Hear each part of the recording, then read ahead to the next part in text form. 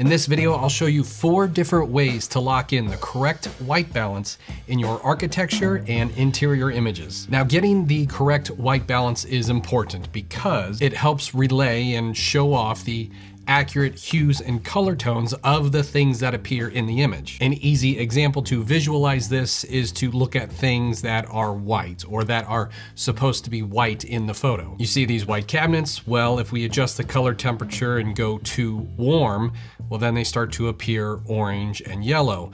On the other hand, if we go to cold of a color temperature, well, they start to appear blue. So as a photographer, it kind of goes without saying that getting the correct white balance is a fundamental part of having the images look like they were taken by a professional. So let's get into the first way to go about doing this, and I know this is gonna sound kind of weird, but it's to do nothing. You essentially just use the automatic settings on either your camera or your editing software. And really, if you're only looking to edit, say, one single exposure that you took, it may actually be perfectly fine. Most cameras and editing software, they actually do a pretty decent job of figuring out the white balance on their own. Moving on to technique number 2, and that is simply just eyeballing it. Let's say you hit auto in your editing software like Lightroom and it still doesn't look quite right. Trust your gut, and more specifically, your memory. You were there, so you may know more about the correct color tones than what a computer thinks is the correct color tones. The software may think something is correct, but if you feel that it's still slightly off, then trust your gut. Nudge it in the right direction. Number 3 is to use something as a white balance reference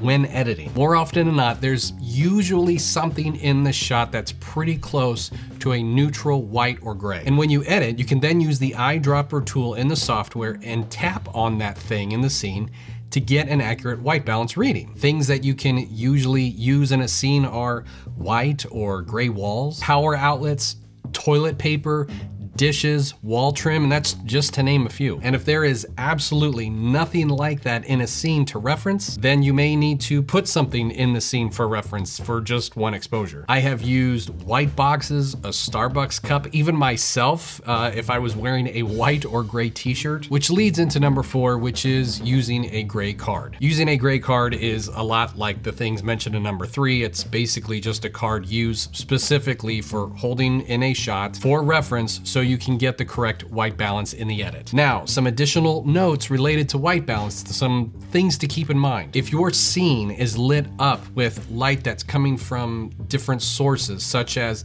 light that's coming through a window, daylight, mixed with interior lights that tend to put out kind of a warm orange tone, your color balance reading may change depending upon where you put a reference item in the scene or where you decide to tap on with the eyedropper tool. So you may need to tap on different areas within the scene and average them all out, or just simply use the eyeball technique and trust your gut. The second note to keep in mind is that some scenes do not need to have an accurate white balance, such as when shooting something around twilight or around sunset or golden hour. Say you shoot a space around sunset or golden hour. Well, the final image may need to look like it was taken around that time. Changing the white balance to be technically accurate may end up removing all the natural warmth from the image. So again, trust your gut in those instances. It's not always about being technically accurate. If you want to learn some other fundamental basics related to architecture and design photography, then make sure to check out these other 2 videos.